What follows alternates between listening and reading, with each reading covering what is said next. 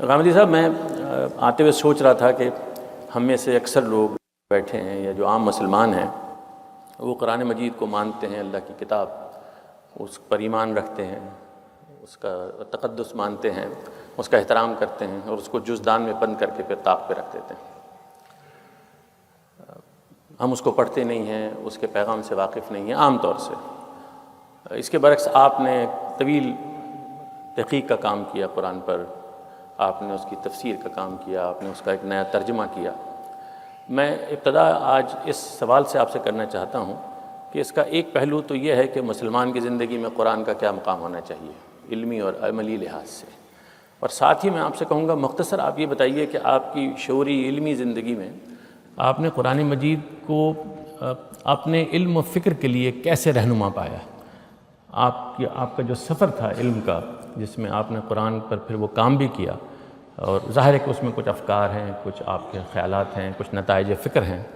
ان سب پر قرآن مجید کا کیا اثر رہا جناب؟ الحمدللہ رب العالمین، والصلاة والسلام علی محمد الامین۔ اعوذ باللہ من الشیطان الرجیم، بسم اللہ الرحمن الرحیم۔ قرآن مجید کے ساتھ ایک مسلمان کی حیثیت سے میرے تعلق کی ابتدا تو بچپن ہی میں ہو گئی تھی۔ میرے والد صوفی بزرگ تھے اور قرآن مجید گھر میں پڑھا بھی جاتا تھا۔ قرآن مجید کے لیے وہ عزت اور احترام بھی تھا جو مسلمان گھرانوں میں ہوا کرتا ہے، اور مجھے چونکہ بچپن ہی سے عربی زبان، فارسی زبان اور دینی علوم کو پڑھنے کا بھی اتفاق ہوا، تو اس لیے قرآن مجید کو میں براہ راست پڑھ بھی سکتا تھا۔ اس کی تفاسیر خواہ وہ عربی زبان میں تھیں یا فارسی زبان میں تھیں، ان کا مطالعہ بھی کر سکتا تھا۔ لیکن بحیثیت ایک کتاب کے اور ایک مقدس کتاب کے، وہ میرے لیے سرمایہ حیات تو تھا، لیکن ذہن اور فکر کو اپیل کرنے والی چیز نہیں بنا۔ چنانچہ ابتدا میں میری زیادہ دلچسپی فلسفے سے، تصوف سے، تاریخ سے اور اس طرح کے دوسرے علوم سے رہی، اور میں یہ خیال کرتا تھا کہ یہی علوم ہیں کہ جن میں آگے کچھ علمی کام کرنے کا موقع ملا تو انشاءاللہ کروں گا۔ لیکن جب میں نے جدید اور قدیم فلسفے اور فکر کا مطالعہ کیا تو بعض ایسے سوالات سامنے آئے۔ کم و بیش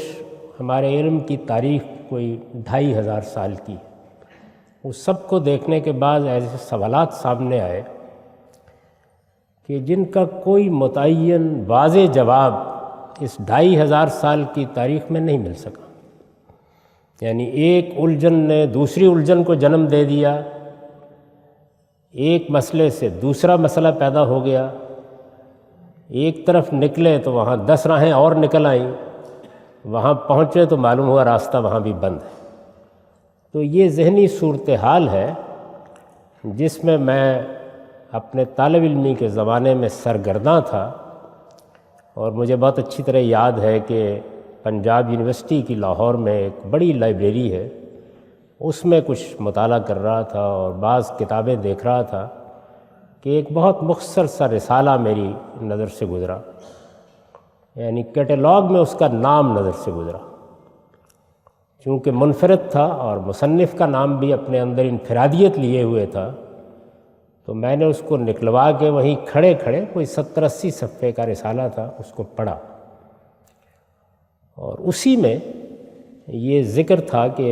جس جلیل القدر عالم نے یہ رسالہ لکھا ہے اس کے ایک شاگرد رشید لاہوری میں موجود ہے، یا پاکستان میں کہیے موجود ہے۔ وہ میرے استاذ امام امین احسن اصلاحی تھے۔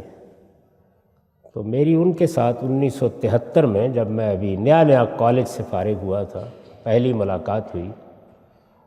اور وہ کوئی 15 روز تک ہوتی رہی۔ یہ وہ ملاقاتیں ہیں جنہوں نے سب سے پہلے قرآن مجید کیا ہے، قرآن مجید کی زبان کیا ہے، قرآن مجید کا نظم کیا ہے، قرآن مجید کس طرح فلسفے اور فکر کے اعلیٰ ترین مسائل کو زیر بحث لاتا ہے، پہلی مرتبہ یہ حقائق میرے سامنے کھولے تو میری زندگی کی قرآن مجید کے ساتھ تعلق کی حقیقی داستان یہاں سے شروع ہوتی ہے۔ اس کے بعد سے آج تک یہی کتاب اوڑھنا ہے، یہی کتاب بچھونا ہے، اسی کے اندر سارے علوم کے دروازے کھلتے ہیں اور اسی کے عجائب ہیں کہ جو کبھی ختم نہیں ہوتے، اور اسی کی لذت ہے کہ جو میں جب اس میں داخل ہوتا ہوں تو میرے پورے وجود کا احاطہ کر لیتی ہے۔ تو اگر اس طریقے سے آپ اس پس منظر سے کبھی قرآن کو پڑھیں گے کہ آپ نے ایک لمبا عرصہ فلسفے اور فکر کی وادیوں میں سرگرداں ہو کر گزارا ہو، تو تب آپ کو معلوم ہوگا کہ روشنی کیا ہوتی ہے، ہدایت کیا ہوتی ہے، خدا کیسے کلام کرتا ہے، اور کس طریقے سے آپ کے سامنے زندگی کے سارے نشانات راہ واضح ہو جاتے ہیں۔ تو میرے ہاں تو قرآن مجید کے ساتھ تعلق کی ابتدا وہاں سے ہوئی تھی۔